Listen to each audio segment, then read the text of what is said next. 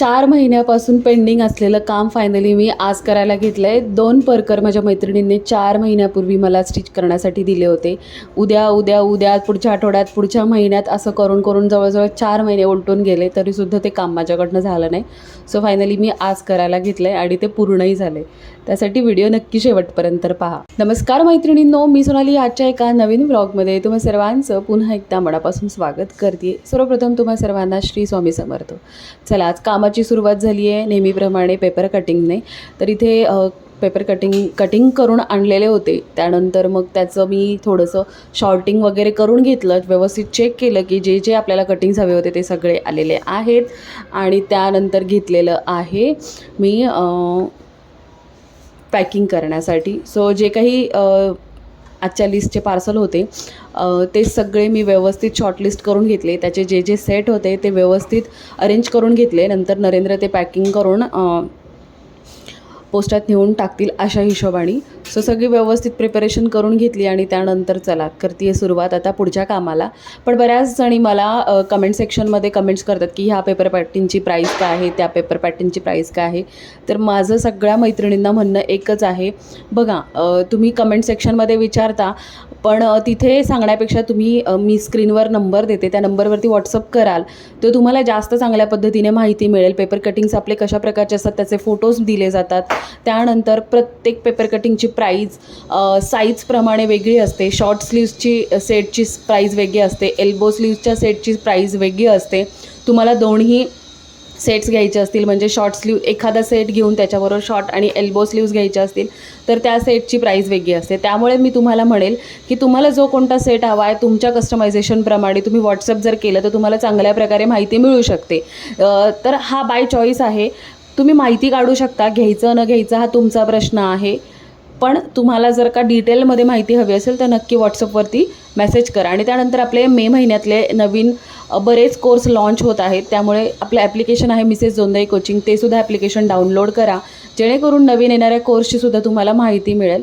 आणि चला आता मी पुढच्या कामाला सुरुवात करते. जसं की आज ना मला 2 परकर स्टिच करायचे होते आणि मी जवळजवळ 5-6 वर्षानंतर पहिल्यांदा परकर स्टिच करते आहे. कारण माझी मैत्रीण आहे, थोडी तिच्या आईची हेवी साईज आहे आणि तिचं म्हणणं होतं की परकर शिवणच हवेत कारण बाकीचे परकर घेर तेवढा येत नाही जरी मार्केटमधून विकत आणले.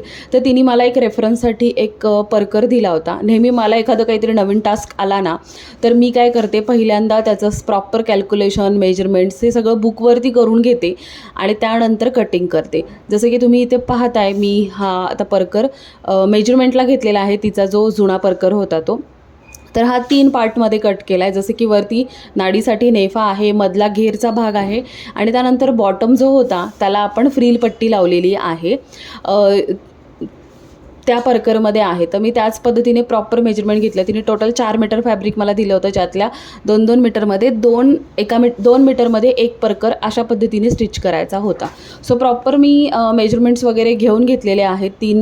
3 पार्टमध्ये कशा पद्धतीने आपल्याला शिवता येईल, काय करता येईल, त्याचे दरवेळेस परकर घेणार आणि मग त्याचं माप घेणार त्यापेक्षा मी एकदाच हा परकर समोर घेतला, व्यवस्थित चेक केला कशा पद्धतीने स्टिच केला आहे, मेजरमेंट्स किती आहे, नेफाचं माप किती आहे, मधल्या पार्टचं माप किती आहे, खाली फ्रील दिली आहे त्याचं माप किती आहे, ते सगळे प्रॉपर मेजरमेंट्स जे आहेत ते मी लिहून घेतलेले आहेत. आणि त्यानंतर घेतलं आहे मी कटिंगला. तर आता मला 2 परकर कटिंग करायचे होते, पण मी विचार काय केला की अगोदर मी एकच परकर कटिंग करून घेईल आणि तो जर परफेक्ट झाला किंवा त्यामध्ये काही छोट्या मोठ्या जर चुका झाल्या तर दुसऱ्या परकरमध्ये मला त्या सुधारता येतील अशा हिशोबाने. तर मी सगळ्यात पहिल्यांदा परकरचं कटिंग करायला घेतलं. आता हे टेबलवर करू शकत नव्हते कारण टेबलची साईज छोटी आहे आणि मला हे ट्राय करायचं होतं म्हणून मी इथे ओमला मदतीला घेतलं आहे आणि हा परकर मी घेतलेला आहे कटिंगला. सो प्रॉपर असं कटिंग करून घेतलं. त्यानंतर घेतलेलं आहे मी स्टिचिंगला. प्रॉपर असं कटिंग करून घेतलं जसं मला हवं होतं, ज्या पद्धतीने तिने रेफरन्सला जो परकर दिला होता त्याच्या पद्धतीने. आणि फायनली हे माझं स्टिचिंगसुद्धा कंप्लीट झालेलं आहे. सो मी इथे चेंज केलं आहे कारण मला जायचं होतं बाहेर, पण म्हटलं चला त्याआधी तुम्हाला हे परकर दाखवून घेऊयात कारण आज संध्याकाळी ते परकर ती घेऊन जाणार होती कारण खूप दिवसापासून माझ्याकडे पडलेले होते. पण योग काही येत नव्हता परकर स्टिच करण्यासाठी. सो फायनली मी आज वेळ काढला आणि परकर स्टिच करायला घेतले. सो एक पूर्ण झाला, त्याच्यावर मी लगेचच तो इतका सुंदर झाला ॲज इट इज जो रेफरन्सला तिने परकर दिला होता. तर त्याचबरोबरीनं मग मी लगेचच दुसरासुद्धा परकर स्टिच करून घेतला. त्याला नाडीसुद्धा मी ह्याच फॅब्रिकची बनवलेली आहे. सो एक रेड कलरचा आणि एक मरून कलरचा, असे 2 परकर.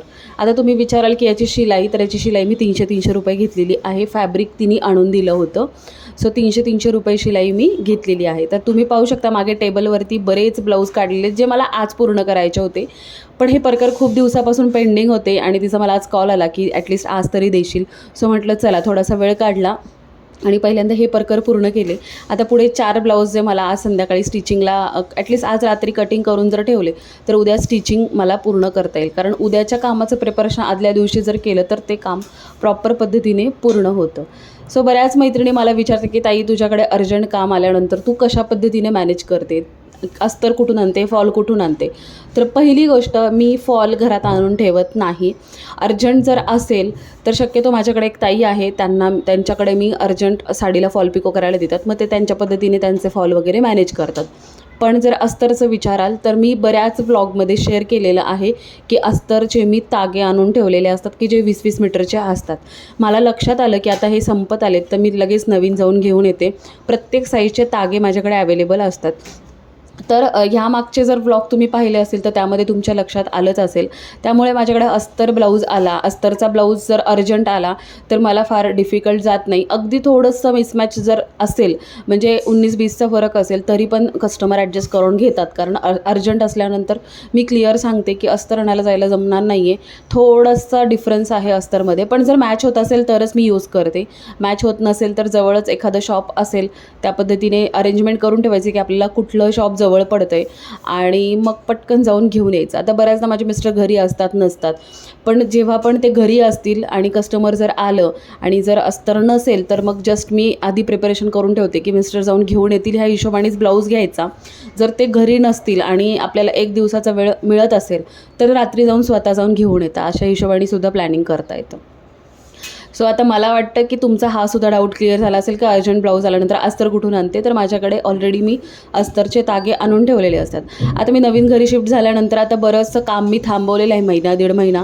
त्यामुळे माझ्याकडचे अस्तर वगैरे सगळं मटेरियल संपलेलं आहे. ते काही मी नवीन आणलेलं नाही आहे. पण मी आता नवीन घरी शिफ्ट झाल्यानंतर लवकरच सगळं मटेरियल मी भरणार आहे. तर त्यावेळेस मी तुम्हाला प्रॉपर इन डिटेलमध्ये माहिती देईल की कशा पद्धतीने मी घेतलं आहे, कुठून घेतलं आहे, किती घेतलं आहे, कुठले कलर रँडमली घेतले पाहिजेत, कुठल्या कलरचा स्टॉक तुम्ही तुमच्याकडे ठेवला पाहिजे, ह्या सगळ्याची इन डिटेल माहिती मी तुम्हाला लवकरच देईल. सो आपल्या चॅनलवरती नवीन असाल तर सबस्क्राईब करून ठेवा आणि रेग्युलरली व्लॉग बघा, जेणेकरून तुम्हाला जर तुम्ही स्वतः टेलर असाल, घरगुती टेलर असाल तर तुम्हाला काही टिप्सचा नक्कीच फायदा होईल.